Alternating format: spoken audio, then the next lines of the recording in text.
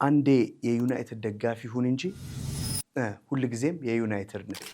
በዚች ወርድ ዋንስ ትታያችኋለች። በዚች በጣም የሚያምሩ ኤክስፕሬሽኖችን ሰጣችኋለሁ ዛሬ አንድ 5 ማለት ነው። ኦኬ አንዴ የዩናይትድ ደጋፊ ሁን እንጂ ሁሉ ጊዜም የዩናይትድ ነው፣ ወይ ደግሞ አንዴ የመድፈኛው ሁን እንጂ ሁሌም የመድፈኛው ነው የሚለውን በዚህ መግለጽ ይችላላችሁ። ለምሳሌ once a gunner always a gunner, once a raid always a raid, once a red devil always a red devil. ኦኬ እንዲያላችሁ ትገልጻላችሁ። ሌላ ደግሞ እንሂድ ላንዴና ለመጨረሻ ጊዜ።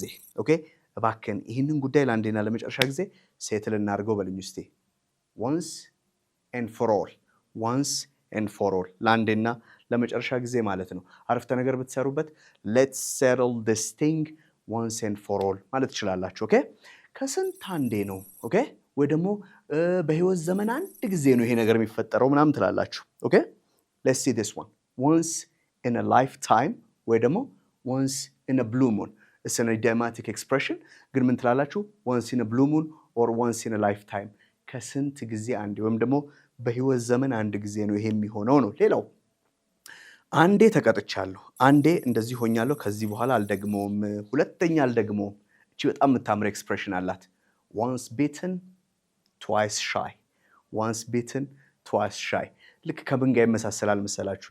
ያበራሽን ጠባሳ ያየ በሳት አይጫወትም እንደሚባለው ማለት ነው። አንድ ጊዜ ከሆነ ሁለተኛ አልደግመውም ነው። ሌላው አራተኛው ሰጥቻችኋለሁ። የመጨመሪያው ደግሞ አንዳንድ ጊዜ አልፎ አልፎ ነው የሚለውን ደግሞ እናንተ በኮሜንት ሴክሽን ታች ጽፉልኛላችሁ ማለት ነው። ኦኬ አልፎ አልፎ ደግሞ አንዳንድ ጊዜ የሚለውን ዋንስን ተጠቅማችሁ thank you very much, we'll see you next time.